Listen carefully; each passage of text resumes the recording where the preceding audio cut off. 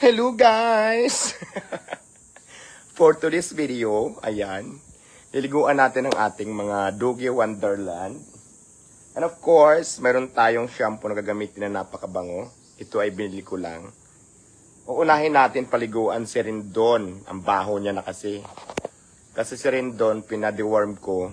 So, advice ng doktor, 3 days or 1 week bago siya paliguan. Kaya ngayon, pwede na siyang maligo. Alam mo ba, si Rindon lang naman sa kasi Imbia yung laging init na init. Siguro kailangan talaga nasa malamig silang lugar. Pero of course, nandoon sila ngayon. Nandiyan sila. So, kukunin na natin. Kunin na natin bago paliguan. Unahin natin muna. Isa-isa lang kasi magulo yan sila. Unahin natin si Rindon. Rindon? Gising, maliligo ka.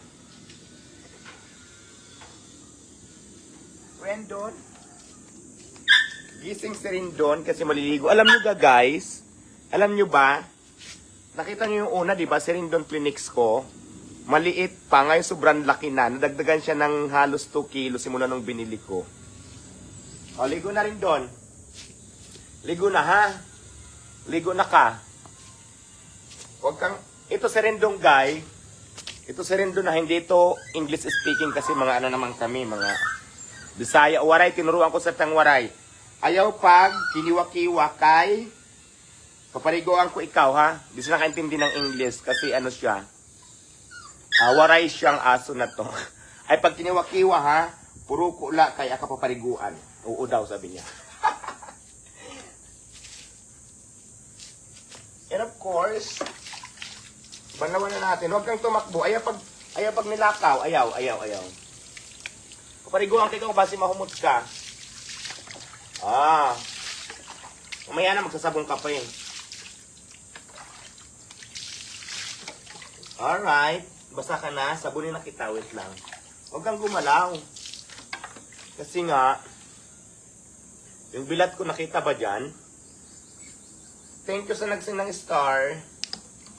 Isa-isa lang sila kasi guys, naranasan ko nung sabay-sabay sila. Diba?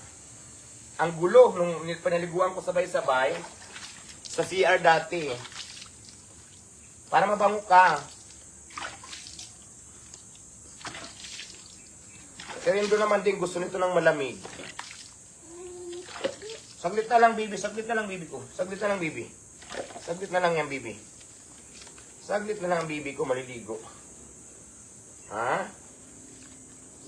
Ayan, maghugas ng, hugas ng pipi. Ligo lang naman tayo, ligo eh. Ligo lang tayo. Diba? Gusto niya ng malamig. Sabi niya, kamukha mo, aso mo. Okay lang, huwag lang maging kamukha mo. Huwag na maging kamukha mo, okay lang yan. At saka ito guys,